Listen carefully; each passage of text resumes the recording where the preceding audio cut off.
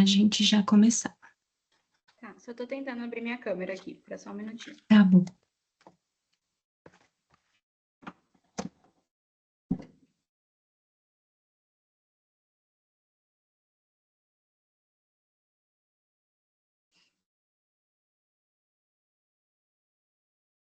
Bom dia. Bom dia.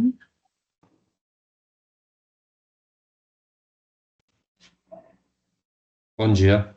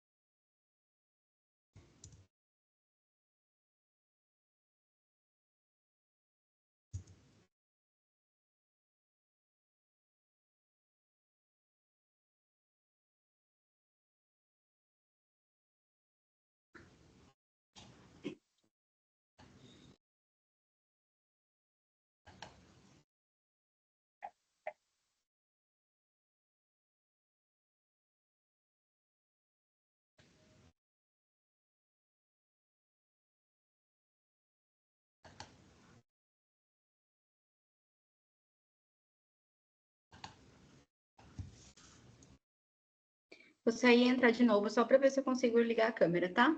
Tá bom.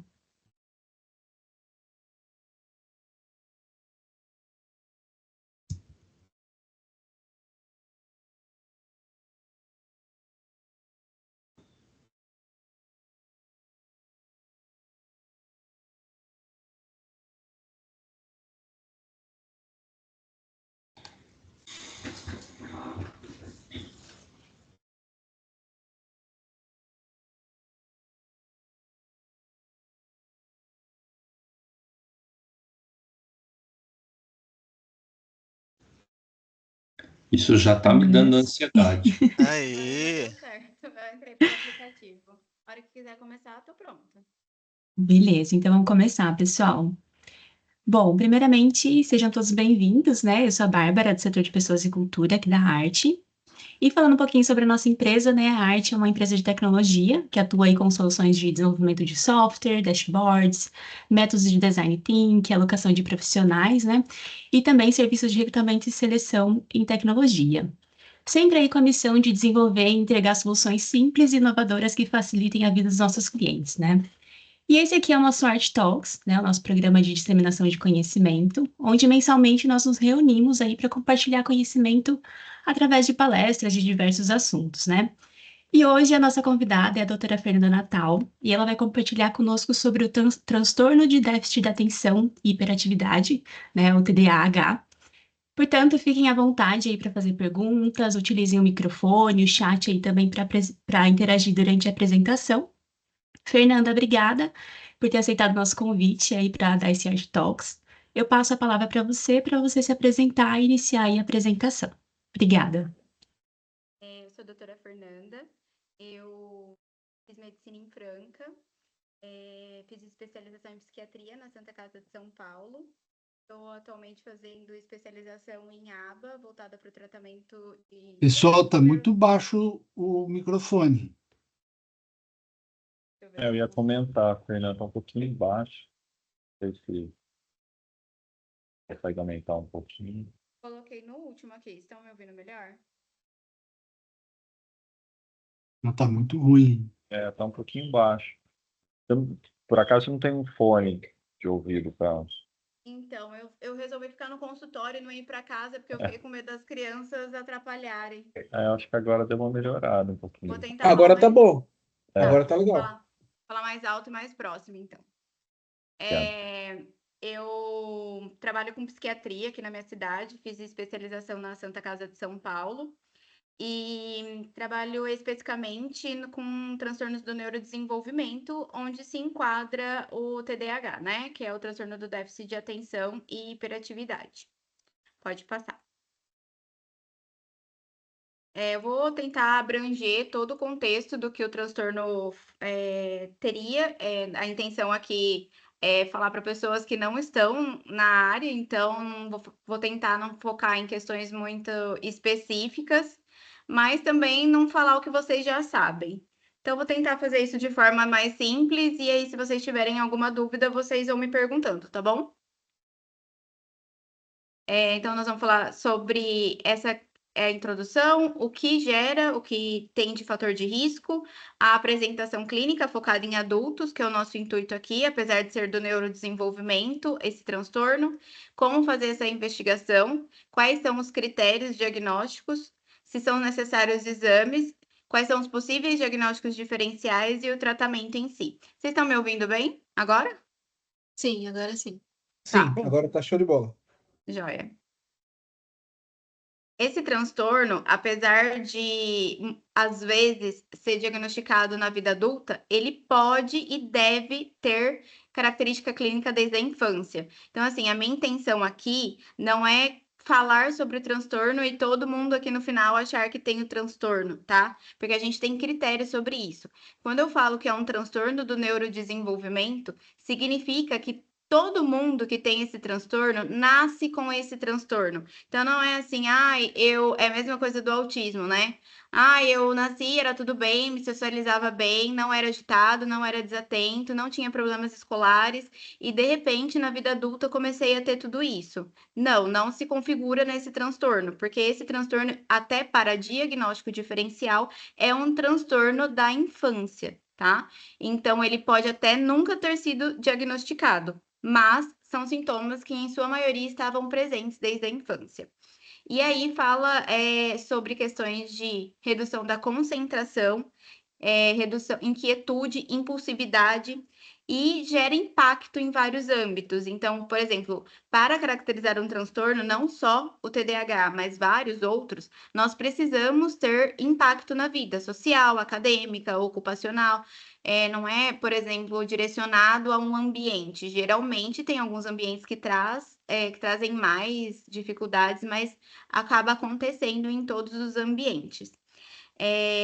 A gente tem vários transtornos do neurodesenvolvimento, que nem eu falei, desde deficiências intelectuais, transtorno de comunicação, o próprio autismo, o TDAH, transtorno específico do aprendizado, que eu trabalho bastante aqui também, que é, por exemplo, aquela criança que não é desatenta, mas ela tem uma dislexia, uma descalculia, transtornos motores e outros transtornos não específicos. Pode passar. A etiologia, ela é etiologia é aquilo que causa o transtorno, né? E essa etiologia, ela é multifatorial. Então, dificulta muito até o tratamento, porque são várias causas que podem levar a esse transtorno. Desde causas genéticas, esses fatores de riscos aí do lado, então tem uma herdabilidade associada, prematuridade e baixo peso ao nascer muito associado, tabagismo na gestação também é muito relacionado. O próprio ambiente e as privações desse ambiente, e várias outras questões de conectividade cerebral, e daí essa figura, que levam a uma disfunção dopaminérgica. É por isso que é uma questão de conexão, não é uma questão estrutural. Tanto é que se eu fizer uma ressonância magnética cerebral em um paciente que tem TDAH, não vai vir nenhuma disfunção ali estrutural, porque é um problema de conectividade. Então, enquanto fator de risco e etiologia, são várias causas que podem levar e direcionar a esse transtorno na infância. A apresentação clínica, para tudo dentro da psiquiatria, nós temos critérios diagnósticos. Então, fica mais fácil direcionar o profissional e reduzir as chances de fazer diagnósticos falsos positivos, por exemplo. Então, a gente tem critérios diagnósticos que diz respeito à apresentação clínica, critérios diagnósticos que diz respeito à idade, critérios diagnósticos que diz respeito ao tempo, e isso para todos os transtornos, não é só para o TDAH. Então, TDAH, esquizofrenia, ansiedade, depressão, bipolaridade, autismo, sempre a gente segue esses critérios. Alguns desses critérios são obrigatórios, alguns desses critérios não. E a gente muitas vezes tem uma quantidade. Então, por exemplo, no TDAH, a gente tem que ter no mínimo 6 sintomas na infância e no mínimo 5 sintomas na vida adulta. Isso é muito baseado para a área de predominância também. Por exemplo, eu posso ter um TDAH predominantemente desatento e um TDAH predominantemente hiperativo e impulsivo. Esses sintomas, eles precisam estar presentes antes dos 12 anos. Isso é um critério diagnóstico, então, que nem eu falei, é proeminente na infância. E dentro desses critérios, da falta de concentração, da falta do foco, entra muita coisa de procrastinar. Eu não vim necessariamente especificar cada um deles, senão eu acho que ia ficar maçante. Eu até fiz uma proposta para o Eloy, a gente tem uma escala, que eu vou até citar ela mais para frente, que é uma escala autoaplicada, né? A gente pode colocar. A intenção da escala, ela não dá o diagnóstico sozinho. Tanto é que a minha primeira consulta acaba sendo uma consulta de 1 hora e meia, dependendo do caso até de 2 horas para a gente fazer toda essa ordem cronológica. Mas a escala, ela direciona para esses critérios para ajudar. Então, se vocês quiserem que eu, inclusive, mande, o Eloy mande depois para vocês darem uma olhada em como que é a escala, eu acho que é legal também para vocês verem. No que tange a concentração, diz muito respeito a essa questão de organização, de ser corriqueiramente desatento para estímulos externos. Então, eu estou fazendo uma coisa, a hora que eu vejo, já estou pensando em outra. Diz muito respeito à organização. Então, aquele paciente que fala, olha, eu sou muito metódico, eu sou muito organizado, mas eu sou desatento, você fica já com o pé atrás, porque geralmente o TDAH é aquele paciente desorganizado, que perde muito material, que perde material de escola na infância, tem muita questão na hiperatividade e na impulsividade, em abandonar a carteira em sala de aula, em não parar quieto, em mexer mãos, pés, em ficar de toda forma inquieto e impulsivo. Essa questão de impulsividade, de atrapalhar a conversa, de entrar na frente da conversa das pessoas. Então, a pessoa tá falando, você vai lá e você, antes mesmo da pessoa terminar o raciocínio, vocês devem passar bastante por isso aqui, né? Porque vocês estão, a maioria em home office. Aquela pessoa que atropela, que se intromete, que não espera o outro terminar o raciocínio, que é impulsiva enquanto atitudes. Então, é um diagnóstico muito importante de ser feito na infância, porque ele tem um excelente prognóstico, né? Ele tem um excelente resultado final. As medicações, quando é um TDAH puro, quando não vem autismo junto, por exemplo, que é uma comorbidade, é uma doença que vem muito junto, né? Autismo e TDAH não é incomum. Mas quando é um TDAH puro, a medicação ela é muito efetiva. E justamente por esse teor de impulsividade, que muitas vezes é importante a gente fazer esse diagnóstico, porque pode ser um paciente que leva ao uso de drogas futuramente, que a própria questão social e de ir mal na escola favorece essa questão de direção perigosa, se expor mais a risco, por causa desse teor da impulsividade que é muito grande.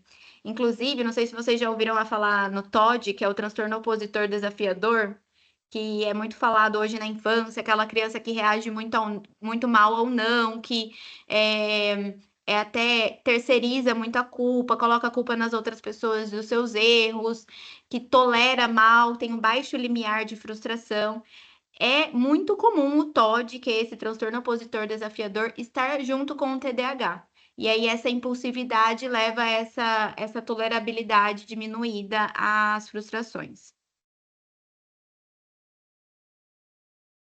A investigação é que nem eu falei, né? A gente parte, inicialmente, o principal é uma anamnese completa, que é a consulta médica. Essa anamnese, eu dentro da psiquiatria, eu gosto de fazer em ordem cronológica, então eu faço desde a infância, se a mãe vem junto, vendo fatores de risco, pesquisando como é que foi a gestação, como é que foi o aprendizado, de especialidade na infância, como que era essa criança, se era muito quieta, se era muito agitada, dependendo mesmo que essa criança, mesmo que venha um adulto para mim e a mãe vem junto, eu faço perguntas direcionadas, vamos lembrar um pouco de como era na infância, Agora você não vai pensar no meu paciente hoje com 20 anos, você vai pensar no meu paciente com 5 anos, 10 anos, porque aí fazendo essa ordem cronológica fica mais fácil de se atentar a essa questão da idade. Então, não, meu filho era uma criança tranquila, uma criança atenta, tinha algumas dificuldades em algumas matérias, o que é normal e corriqueiro, mas ia bem, mas de repente, com 15 anos, começou a ficar muito desatento, começou a ter baixo rendimento escolar. Então, peraí, será que não é um transtorno de ansiedade que levou a essa desatenção? Será que não é um outro transtorno que, até um episódio depressivo que levou a isso? Porque isso não é incomum. E fazer essa ordem cronológica ajuda nesse sentido. Então, essa anamnese, ela passa por essa ordem que vai para o antes e até chegar no agora. Nós fazemos uso de escalas, que nem eu falei. Nós temos escalas direcionadas para a infância, que eu uso muito aqui no consultório, que seria a SNAP 4. E nós temos escalas direcionadas para a vida adulta também, que é auto-aplicável, que é essa que eu falei que eu posso, até a título de curiosidade, disponibilizar para vocês. Entrevistas com familiares é muito comum e muito importante na infância. Na vida adulta já fica mais difícil, né? Porque muitas vezes mora em outra cidade, não tem como a mãe vir junto na consulta, às vezes o próprio paciente não quer. Mas se conseguir, por se configurar do neurodesenvolvimento, é muito legal quando isso acontece. E a observação clínica. E essa observação clínica é o que me leva ao exame psíquico. Dentro da psiquiatria, a gente não tem muito aquela questão de, não sei se aqui alguém já passou com psiquiatra, de pôr na máquina, fazer a ausculta cardíaca, a ausculta. Não, a gente faz um exame detalhado. E muitas vezes isso é observacional na consulta. Então, é aquele paciente que vem me falar que tem TDAH, que não para de se mexer na carteira, que está sempre balançando, inquieto, que não consegue, se a depender, ele até levanta de fato. Uma coisa muito comum no TDAH é que o que eu falei antes de ser uma questão predominantemente uma coisa e predominantemente outra coisa, ela pode ser variável na vida. Então, não é incomum que a gente encontre crianças hiperativas, impulsivas, que têm baixo limiar de desatenção. E com o decorrer da vida, com cortes sociais, com pistas sociais, com o próprio amadurecimento neurológico, essa criança vai entendendo que ela não pode ficar levantando toda hora da carteira, que ela precisa ficar sentada, que ela precisa. Mas então ela melhora esse teor hiperativo impulsivo. Só que aí a gente consegue dominar melhor o corpo, ficando tempos sentado, tentando prestar atenção, porém a cabeça tá a milhão. E o teor de desatenção fica mais fácil. Então, é aquela criança que você fala, eu era muito hiperativa e impulsiva, eu até não tinha tantos problemas de desatenção, ou tinha, mas o teor de hiperatividade e impulsividade era muito maior. E com o passar do tempo, eu fui conseguindo manejar isso melhor, só que hoje é a minha cabeça que é muito desatenta, eu perco tudo, eu não consigo focar, eu procrastino demais, não termino trabalhos difíceis. Então, isso a gente percebe que é muito variável no decorrer da vida e não é incomum isso acontecer. Pode passar. Para exames, enquanto exames, a maioria dos diagnósticos neuropsiquiátricos não precisa nem de exames laboratoriais, nem de neuroimagem, até por uma questão estrutural que eu disse lá atrás, que não traz essas variações. A avaliação neuropsicológica, que cresceu muito, principalmente nas grandes cidades. E até a neuroimagem. Precisa? É necessário? É obrigatório? Não, tá? É um diagnóstico clínico. Desde que seja feita uma boa anamnese, uma boa entrevista médica, desde que seja feito, tenha um bom profissional fazendo uma consulta, principalmente pegando em cima dessa ordem cronológica que eu disse, não é obrigatório. Eu posso ter o diagnóstico, inclusive fazer esse diagnóstico em uma consulta só. Claro que a gente tem casos muito limítrofes. Então, aquele caso que, poxa, pega muito limítrofe, precisaria de 5 critérios e eu tenho 5 em cima, ou eu tenho 4, mas tem muito prejuízo para esse paciente. Aí pode ser que eu peça, por exemplo, uma avaliação neuropsicológica, tá? Ou uma questão cognitiva. Tem aquela criança que tem muito prejuízo de aprendizado, muito, não parece ser decorrente apenas da desatenção. poxa, será que essa criança não tem uma deficiência intelectual? Ou será que essa criança, em vez de desatenção, não tem um transtorno específico do aprendizado?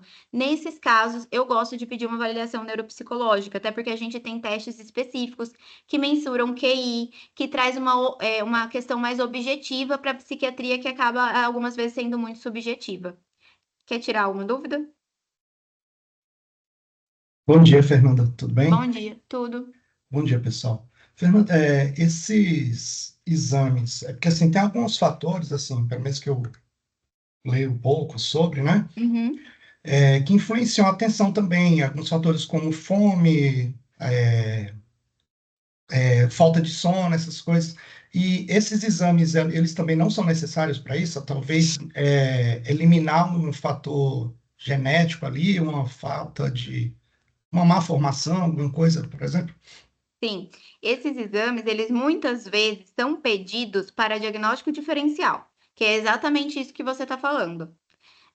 Por exemplo, TDAH ou mesmo autismo. Eu suspeito do TDAH e por o TDAH eu não preciso de um exame, mas eu quero descartar um hipotiroidismo causando desatenção, lentidão.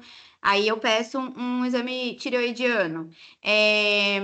Eu desconfio de algum problema estrutural, e aí eu quero descartar. Aí eu peço uma neuroimagem. A própria deficiência intelectual, transtorno do desenvolvimento intelectual, os diagnósticos de descalculia, dislexia, que são específicos do aprendizado. Então, eu peço uma avaliação neuropsicológica para eu poder descartar um QI rebaixado, que aí não é uma questão de desatenção. Mas na criança, isso se mistura muito, né? A mãe não vem com queixa de desatenção, a mãe vem com queixa, por exemplo, de baixo rendimento escolar. E a gente, desse outro lado, tem que fazer essa investigação mesmo, é um processo investigativo, para tentar entender da onde que vem isso, porque os diagnósticos que possam causar baixo rendimento escolar são vários, né? Então, justamente esse trabalho investigativo do médico, e muitas vezes esses exames são necessários por isso, tá? Não que eles sejam importantíssimos no sentido de sem eles eu não consigo diagnóstico, mas muitas vezes eles são pedidos para diagnóstico diferencial. O que é fato é que se eu estou caminhando para um diagnóstico positivo para o TDAH, ou se eu tenho uma desconfiança muito grande nisso, ou se eu já firmei esse diagnóstico e eu pretendo entrar com medicação, na maioria das vezes, principalmente para adultos, geralmente, às vezes para criança não é pedido, mas principalmente para adultos, a gente pede uma avaliação cardiovascular, uma autorização, um aval cardiológico. Porque o que a gente vai ver lá na frente, que a gente usa enquanto tratamento, são psicoestimulantes. E esses psicoestimulantes podem ter uma alteração enquanto ritmo cardíaco, se é um ritmo, por exemplo, uma arritmia desconhecida, ou mesmo conhecida, para ver, por exemplo, esse paciente tem uma arritmia conhecida, mas ele tem um TDAH que traz muito prejuízo para ele. Então, pesando o custo-benefício, o que esse cardiologista enxerga? É viável a gente entrar com essa medicação? Então, a gente pede essa avaliação cardiológica. De novo, essa avaliação não é para todo mundo. Às vezes, a gente entra com medicação para crianças que não têm um histórico de patologias cardiológicas, mesmo sem essa avaliação. Mas na grande maioria das vezes, principalmente focando no adulto, a gente pede, tá?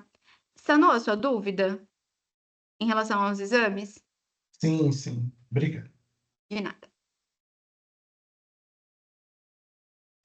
De diagnósticos diferenciais, isso é muito importante, porque, por exemplo, quando eu olho para os critérios diagnósticos obrigatórios da ansiedade, inclusive, em um desses critérios, eu posso ter baixa concentração. A depressão, que eu até não coloquei aí, mas a própria depressão, ela causa muito diminuição de potencialidade cognitiva. Então, pessoas com ansiedade, com depressão, com bipolaridade, com transtorno do desenvolvimento intelectual, que é o antigo retardo mental, são outros transtornos que cursam muito com baixa concentração. A própria depressão, que não tá aí, diminui muito o cognitivo. Então, aquela pessoa que fica lentificada, que lê várias vezes e não consegue gravar, que lê e parece que eu nem lembro que eu li, eu acabei de ler. A ansiedade, quando a gente olha para esses critérios, são preocupações catastróficas e antecipatórias relacionadas ao futuro. Então, eu tô tão pensando lá na frente, eu tô tão preocupado, aquela sensação de que algo de ruim vai acontecer a qualquer momento, sensações catastróficas, vai acontecer, não vai dar certo, eu não vou conseguir. São questões que levam muitas vezes à desatenção. Então, eu tô tão focada lá no futuro e com as coisas que eu não darei conta lá no futuro, que eu não consigo me concentrar no hoje, que eu procrastino, que eu não consigo fazer o que precisa ser feito.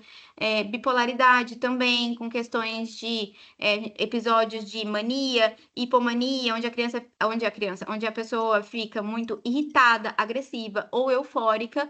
A gente fala também dentro da psiquiatria que quanto maior esse humor eufórico, quanto maior esse humor irritável, mais baixo é a crítica dessa pessoa para entender, não, isso vem daquilo ou daquele outro motivo. E o que vai ajudar é justamente essa avaliação médica.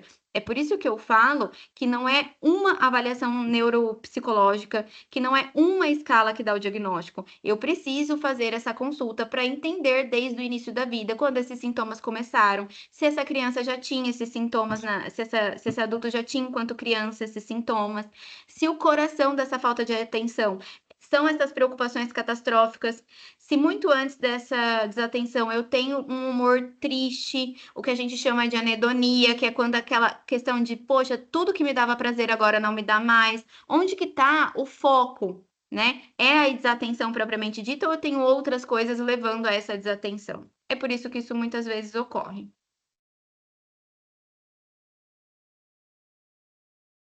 Vocês estão me ouvindo bem? Sim. Sim? Estamos sim. Sim. Tá. O tratamento, né? Eu coloquei os nomes do princípio ativo das medicações, mas eu vou falando o que diz respeito a cada uma delas, tá? O metilfenidato, primeiro, esse tratamento, ele é dividido em farmacológico, não farmacológico. Dentro dos farmacológicos, nós temos a primeira linha de tratamento e a segunda, e dos não farmacológicos, as terapias. Pensando nos farmacológicos primeiro, tá? Então, o metilfenidato é o Ritalina, vocês já devem ter ouvido falar. E aí, dentro deles, a gente tem outros para além do Ritalina. O Atenze e outros nomes comerciais, é que o mais conhecido é o Ritalina. Esse é um psicoestimulante. Então, tanto o metilfenidato quanto o lisdexanfetamina, que é o Venvance, são psicoestimulantes. São medicações que vão agir diretamente em dopamina. Então, é essa dopamina e essa disfunção de conexão cerebral que me leva a essa diminuição de dopamina e uma diminuição de foco atencional. E aí, quando eu tenho essas medicações estimulantes, é justamente nessa dopamina que vai agir, aumentando essa questão de concentração e de diminuição de impulsividade e hiperatividade. Dentro do metilfenidato ainda, que é que tem o Ritalina como mais conhecido, a gente tem uma mesma medicação com liberações diferentes. Então, por exemplo, eu tenho uma liberação simples, que é o que geralmente a prefeitura fornece, que é aquela medicação Ritalina de 4 horas de duração. É uma questão importante também, porque às vezes vem aqui em consultório para mim, a mãe fala, doutora, na escola tá melhor, mas em casa tá impossível. Tá impossível conviver com essa criança. Será que essa criança não está, ou será que esse adulto não está melhor só no período da manhã, porque está usando uma medicação de liberação simples que faz um efeito só de 4 horas de duração? Isso pode acontecer e tem que ser avaliado. Aí a gente tem o Ritalina de liberação prolongada, que é o Ritalina LA, que já tem mais 8 horas de duração. Que a gente usa só uma vez ao dia, porque esse de liberação mais simples, que tem 4 horas de duração, muitas vezes eu tenho que suprir todo o tempo dessa criança ou desse adulto. Então, muitas vezes é aquele paciente que usa de manhã e no meio do dia, né? Meio-dia. O de liberação prolongada já supre isso um pouco mais, que é o LA, mas aí vai subindo o valor, né? E aí a gente chega no Venvance, aprovado a partir de 6 anos de idade. Geralmente a gente, a partir de uns 5 anos, se tem muito prejuízo, a gente já usa off-label, que a gente fala, já é mais autorizado. E ele tem um efeito de duração ainda mais prolongado. E o Venvance, a gente tem com cápsulas de 30, de 50 e de 70 miligramas, uma excelente medicação também. Ponto negativo dessas medicações. Por agir em dopamina e pelos centros que elas agem de forma cerebral, elas agem em sistemas que a gente chama de recompensa. Então, elas são, se alguém aqui já usou, usa tarja preta, justamente porque estudos falam sobre uma questão de dependência e tolerância. Então, elas são muito efetivas, são boas medicações, mas a gente tem que pesar custo-benefício. Por exemplo, quando vem um paciente para mim, adulto, usuário de drogas, talvez não seja uma boa medicação, porque ele já tem um componente de dependência muito forte e eu vou dar uma medicação que possa causar dependência também e que está muito relacionada a um uso a um abuso. Então, já vou ficar no pé atrás, talvez não seja essa a melhor opção. Essa questão de tolerabilidade da medicação, que, poxa, antes fazia tanto efeito, agora parece que não faz efeito para mim, é uma questão muito controversa, né? Quando eu entro com uma medicação para um paciente, o que ele tem de comparativo é o ontem. Então, se eu entrar com um Venvance hoje, nossa, eu vou no outro dia, eu vou estar ótimo, excelente. Conforme o tempo vai passando, eu vou me adaptando a esse novo funcionamento. Então, se eu faço uma comparação ao mês passado, que eu já estava em uso da medicação, os estudos falam, será que é uma questão de tolerância mesmo? Ou será que esse padrão comparativo acaba ficando com um viés por causa do tempo de uso da medicação? Mas alguns estudos falam sim dessa questão de não ter o mesmo efeito do que tinha antes, tá? O atomoxetina, ele é uma medicação antiga, mas que ele entrou-se para comercialização no Brasil ano passado, é o Atenta. Ele tem um mecanismo diferente do Ritalina e do Venvance. Ele não é um psicoestimulante direto, ele não tem uma ação direta sobre dopamina e também por isso ele não é tão efetivo quanto o Ritalina e o Venvance, mas ele é uma boa medicação também. Ele entra como segunda linha de tratamento, até por não ter essa efetividade tão marcada. Ele tem uma ação indireta em dopamina, então é como se ele agisse em noradrenalina e aí essa ação indiretamente levasse a esse aumento de dopamina. Eu sei que pode ser termos muito técnicos, mas é só para entender. Depois, se vocês tiverem alguma dúvida, vocês podem me falar, tá? E aí, por causa dessa ação indireta, ele acaba ajudando nessa questão de foco atencional. O atomoxetina, ele não é tarja preta, como os outros, então ele não tem essa questão, esse é um ponto positivo, ele não tem essa questão de tolerabilidade e de dependência. É uma boa medicação também. É uma medicação que demora mais tempo para começar a fazer efeito. Então, ele age muito semelhante ao mecanismo de ação dos antidepressivos. A gente chama de inibidor seletivo da recaptação. Então, em vez de eu deixar aquele neurotransmissor mais tempo, em vez de ele estar sendo recaptado muito rápido, eu deixo ele ali mais tempo na fenda, né, entre as células neuronais, que são os neurônios, e aí eu consigo ter mais esse neurotransmissor de nora, levando ao aumento de dopamina, levando ao aumento de concentração. Só que justamente por esse mecanismo, ele demora de umas 3 a 4 semanas para começar a fazer efeito. Diferente do Venvance, que eu tenho um tempo adaptativo, e do Ritalina, mas, por exemplo, se você tomar hoje, provavelmente hoje você já vai sentir uma diferença nos seus sintomas. A TCC é a terapia cognitivo-comportamental. A gente não é farmacológico, né? É uma questão de terapia, uma abordagem psicológica.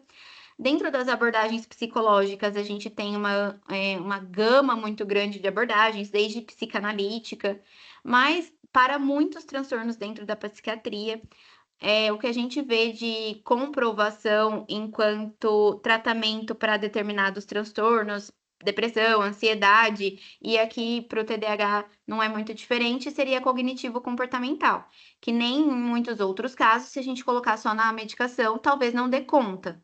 E aí a gente vai trabalhar essa questão de cognitivo, de pensamentos, como trabalhar esses pensamentos e como trabalhar o comportamental. Então, como que, comportamentalmente falando, eu vou trabalhar essa questão de impulsividade, de controle de impulsos, de desatenção, de organização no dia a dia, que vai me diminuir esses sintomas de desatenção, que vai me ajudar a perder menos as coisas, a me organizar nas minhas demandas.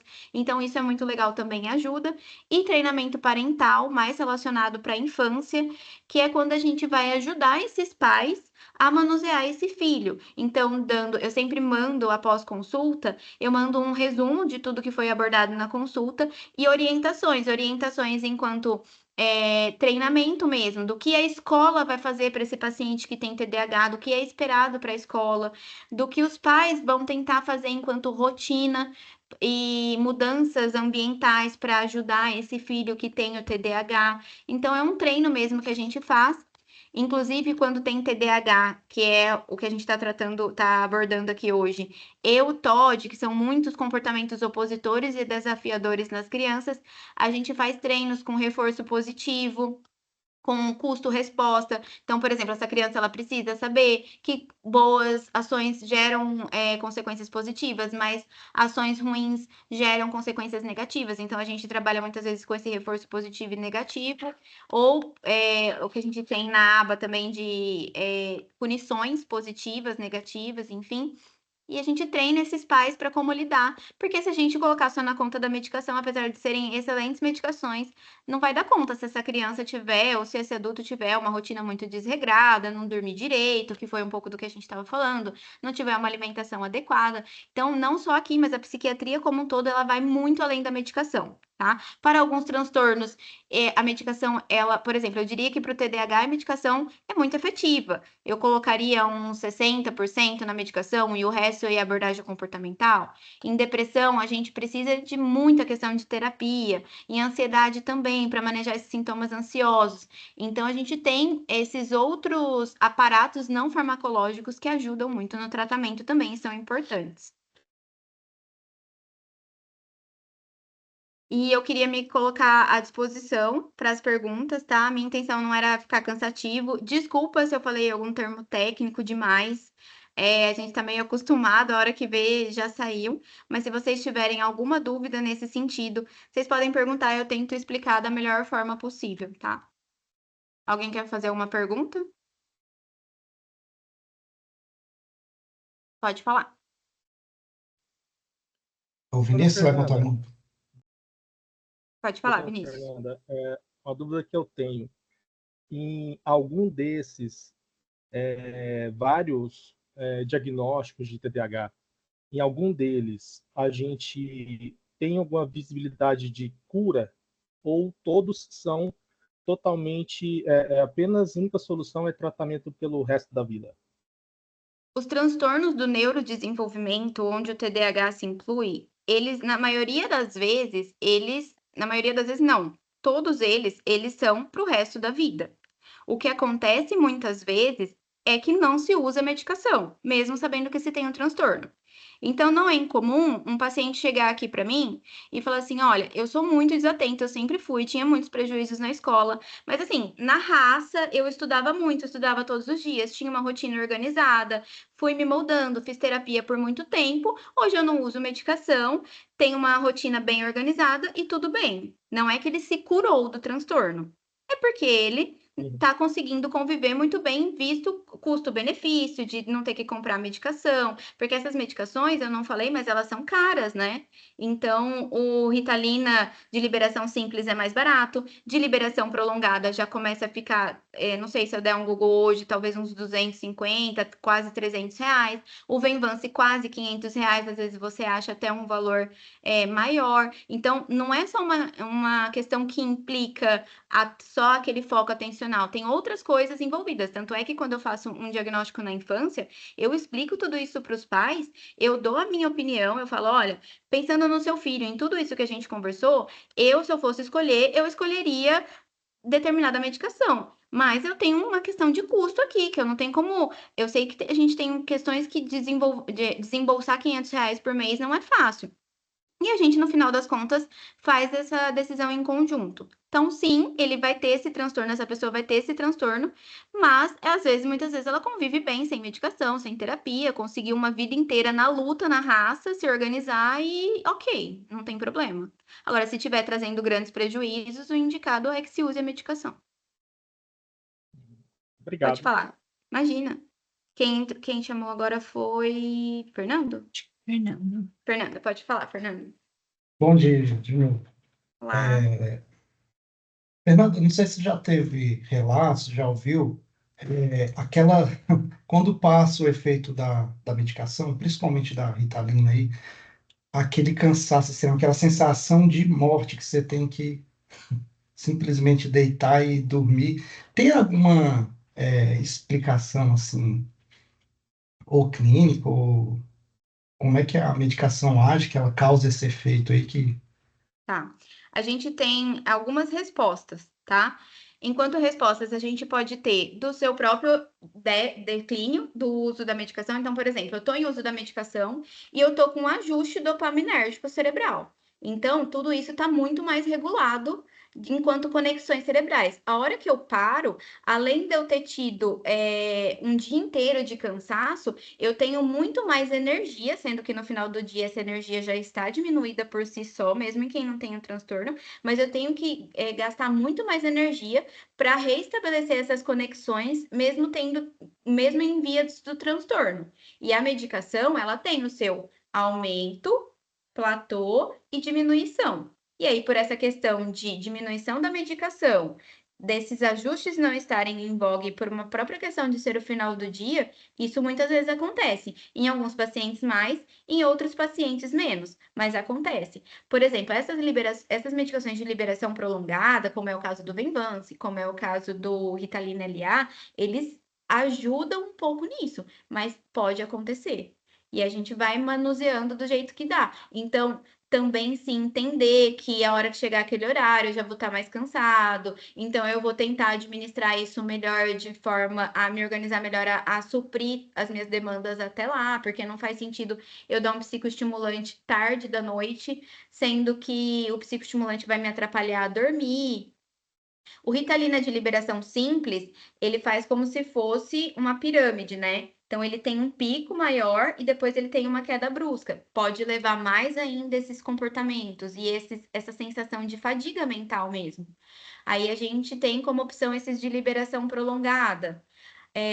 Ao ponto que ele é uma medicação mais barata, então nem sempre dá conta. Então, tem uma resposta sim, e a resposta é essa, e a gente tenta manusear. Alguns casos, por exemplo, se eu sinto uma diminuição muito grande, uma fadiga mental muito grande da medicação em horários muito cedo, eu posso até pensar e dar um de liberação simples no final do dia para tentar suprir, mas tem toda uma questão que tem que avaliar custo-benefício, que nem eu falei, são medicações que envolvem tolerância, que envolvem dependência.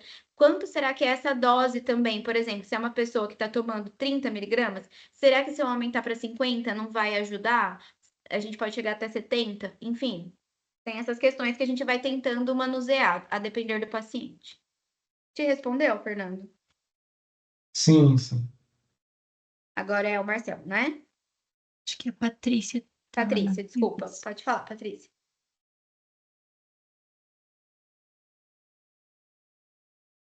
Não? Desculpa, o microfone estava desligado. Ah, Tudo bem, Fernanda? tudo. Boa tarde. Boa Boa tarde. tarde, né? Seguinte, além desse tratamento alopático, que é um tratamento muito agressivo, né? Muitas vezes a pessoa tem reações, né, adversas, né? Essas medicações têm muitas reações adversas, você sabe Sim, disso. Existe sim. algum tratamento homeopático, que eu digo alimentação, troca de hábitos, que possa ajudar esse paciente sem precisar esse tratamento mais agressivo? Ó, enquanto tratamento e de forma cientificamente comprovada hoje, é a mesma discussão do canabidiol, né? A gente tem muita a crescer nesse sentido, tá? Eu acho que muitas coisas a gente vai ter descobertas melhores. A gente tem muitos estudos já em relação ao glúten.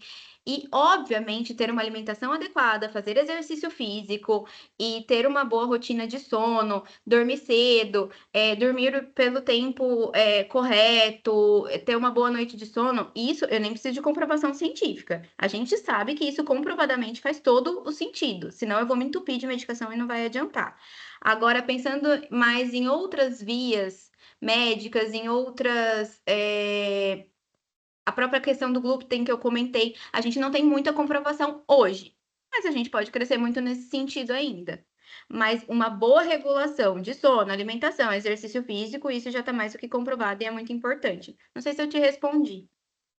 Só mais uma coisa. Existe Uhum. algum alimento, ou erva, ou alguma coisa que possa ajudar ou que atrapalhe? Alguma coisa que já tem estudos sobre isso, entendeu? Eu não digo nem o canabidiol, porque isso aí está bem difundido. Muita gente Uhum. sabe que o canabidiol tem ajudado muito o pessoal com Sim. TDAH, né? Mas eu digo outro Mas, tipo de mas para alimentação mesmo, sabe? Mas para medicina em si, apesar de muitos médicos prescreverem, e são muitos médicos são fã, eu não sou absolutamente contra e nem absolutamente a favor. Eu acho que tem muitos estudos ainda rolando e tem muitos estudos já colocando bons resultados, mas quando a gente fala em questões de estudo, em questões de meta-análises e estudos retrospectivos, onde acompanha esses pacientes por muito tempo, a gente não tem isso comprovado ainda. Entende? Enquanto alimento, a gente tem, obviamente, aqueles que não colaboram, como café, porque a gente está em uso de um psicoestimulante, eu não vou dar não vou entrar com algum alimento, com energético, com bebidas que são mais estimulantes ainda. Alimentos tem muito estudo nessa questão de algumas privações, principalmente relacionadas ao glúten, algumas coisas que estão crescendo também, mas de comprovado ainda não, tá? Tanto que o canabidiol, quando a gente olha canabidiol ou essas próprias mudanças alimentares, quando a gente olha protocolos, porque assim como a gente tem critérios diagnósticos, a gente tem protocolos terapêuticos, né? Que são baseados em vários estudos onde a ciência se junta e crava. Não, por hora, hoje, esse protocolo de data tal, o tratamento é esse. Olhando hoje, o tratamento é aquele psicoestimulante, não psicoestimulante e terapias. Mas a gente tem muita coisa crescendo nesse sentido ainda. Tá, obrigada. Imagina. Pode falar, Marcel.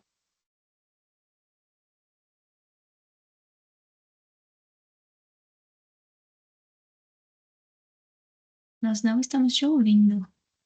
Não sei se você tá falando sozinho.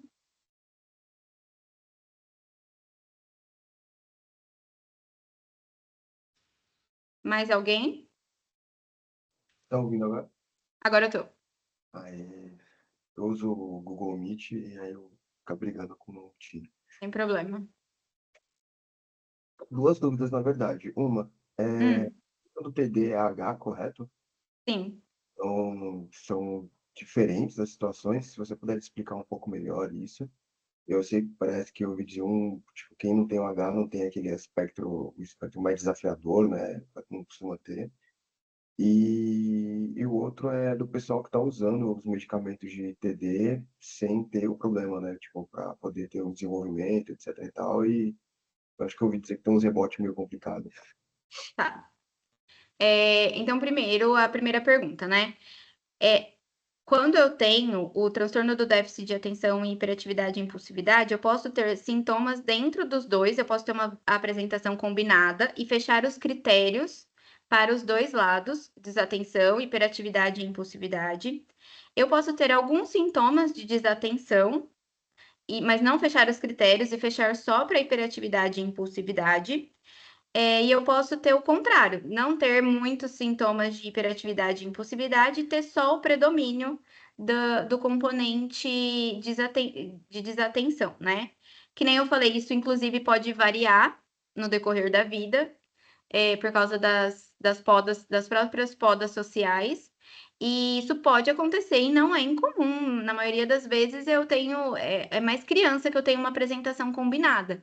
De resto, adultos, em grande maioria, é uma apresentação predominante de um que não configura critérios diagnósticos para o outro e não tem problema, a gente entra com medicação do mesmo jeito.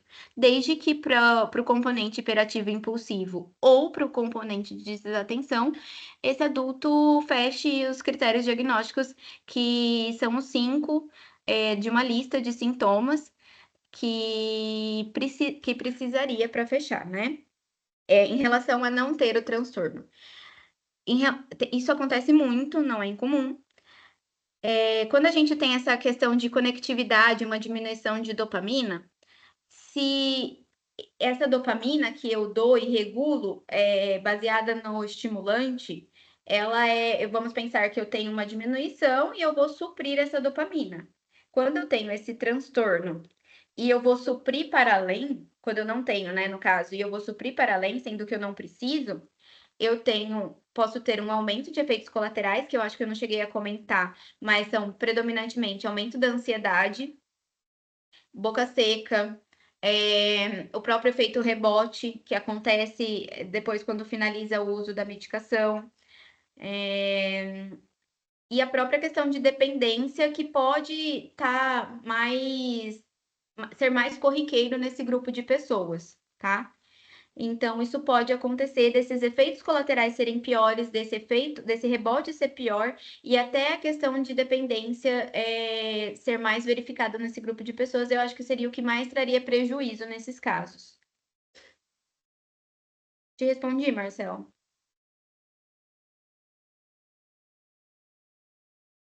Respondeu sim. Eu estava até brincando com um colega aqui de trabalho aqui na. Eu fico, o pessoal falou, não, o cara brincou, né? Não, eu tenho TDAH, por isso que eu tomo um negócio. Falei, cara, você tem o TD, mas o H eu duvido. Não, mas isso pode acontecer, sim, tá? Inclusive, não é incomum, não. Você tinha comentado de oposição, né? Alguns sintomas opositivos, de exposição a risco, é muito relacionado com H, ao componente impulsivo, muito. Tanto é que tem algumas literaturas científicas, inclusive, não sei se vocês já tinham ouvido falar do TOD, que eu cheguei a comentar, que é o opositor desafiador, aquela criança que, enfim, não tolera frustração. Tem algumas evidências que desconfiam um pouco desse diagnóstico, que falam mais que provavelmente um hiperativo impulsivo não tratado adequadamente, que não tem bom manejo ambiental dentro de casa. Então, sim, e está muito relacionado à exposição a risco. Um diagnóstico diferencial muito importante que eu citei lá também é a bipolaridade. A bipolaridade, ela pode levar a muito componente de desatenção, a muita exposição a risco, pode levar até essa euforia e impulsividade que tem muito comum no TDAH, que é aquela pessoa que fica falando demais, que corta as pessoas, que é impulsivo, mas o próprio padrão se dá de forma diferente, né? Então, por exemplo, no TDAH, eu vejo, é um transtorno do neurodesenvolvimento, eu tenho desde a infância, e esses sintomas de impulsividade, eles vão até melhorando. Na bipolaridade, não. Eu tenho um humor que muitas vezes é eufórico, e isso segue um padrão, né? Eu fico uma fase de pelo menos uns 4 dias muito eufórico, com a energia aumentada, dormindo menos, sem me sentir cansado, falando demais, impulsivo demais, me expondo a risco. E aí, esse me expor a risco pode ser direção perigosa. Então, são diagnósticos diferenciais de serem importantes de ir num bom médico para identificar esses padrões, se está mais para o lado do TDAH ou se está mais para o lado de outros diagnósticos. Entendi. Obrigadão. Imagina. Acho que mais alguém tinha levantado, não sei se abaixou. Alessandra. Alessandra. Pode falar, Alessandra. Não, que eu ia falar que o Marcel tinha comentado, né, que as pessoas elas usam não para esse motivo essas medicações, e eu usei o Venvance durante mais de um ano, realmente para outros motivos, mas o efeito dele é muito interessante, assim, que a gente repara que dá uma atenção fora do normal, é muito no limite, assim, no filme, eu até cito, falo assim, já assistiu o filme? É mais ou menos isso, parece assim que o cérebro dá uma... fica Parece bem que dá até um diferenciado. hiperfoco, né? Parece que te prende naquela atividade e você não consegue sair. E é isso ele é mesmo. bem interessante, mas eu usei para emagrecer. A minha Ele psiquiatra é, passou para emagrecer. ele Para é aprovado. emagrecer. Ele é aprovado, é porque ele não é aprovado para emagrecer, ele é aprovado para transtorno de compulsão alimentar. Então, também tem os critérios diagnósticos para transtorno compulsivo alimentar, que é aquela pessoa que, enfim, a gente às vezes pode até usar, tem médico que usa só para emagrecer, mas essa pessoa que tem essa questão de compulsividade, sabe? Que come e se sente culpado, que come escondido, que é muito compulsivo na comida, e é uma compulsão pura, ou seja, não é um aumento de apetite por causa de ansiedade, não é um aumento de apetite por causa de depressão, é aquela questão mesmo da compulsividade. Pela medicação agir em centros que ajudam no barrar essa impulsividade, essa compulsividade, a medicação é aprovada para transtorno de compulsão alimentar. Entendeu? O que acontece de diferença é que não é incomum que precisem de doses mais altas para transtorno de compulsão alimentar do que para o TDAH. Então, Eu não é tomava incomum. 70. Exatamente, Comecei é com isso. 50, fui para Isso. 70. Para a gente ver um efeito enquanto compulsão alimentar, isso não é incomum. Às vezes 30 não dá conta, a gente tem que subir. Enquanto para desatenção, às vezes 30 já dá aquela ajuda, sabe? E, obviamente, quanto maior a dose, mais você fica naquela questão de parece que hiperfocada naquilo, né? Mas ele não estava errado, baseado no diagnóstico que ele fez, e fechou todos os critérios, ele é aprovado para isso sim, para compulsão alimentar. Legal. Bom, obrigado. Mais alguém tem alguma dúvida? Se alguém tiver depois também, eu não me importo, pode perguntar. Depois quiser mandar mensagem para Eloy, pode perguntar, viu? Eu não ligo. Se alguém vier com alguma dúvida depois, ou tiver algum filho com alguma dúvida. Obrigada, Fernanda. Imagina. Bom, pessoal, então, como ninguém tem mais nenhuma dúvida, a gente pode encerrar, então. Então, eu agradeço a Fernanda aí pelo conteúdo, por tirar as dúvidas do pessoal também. Obrigada, pessoal, também pela participação. E a gente se vê no próximo. Joia. Valeu. Obrigada, viu, gente? Obrigada pelo convite. Obrigada, gente. Obrigada. Tchau, tchau. Tchau, tchau, mais, pessoal. Bom pessoal. final de semana. Tchau, gente. Obrigado. Obrigada, Fernanda. Foi ótimo. Muito bom.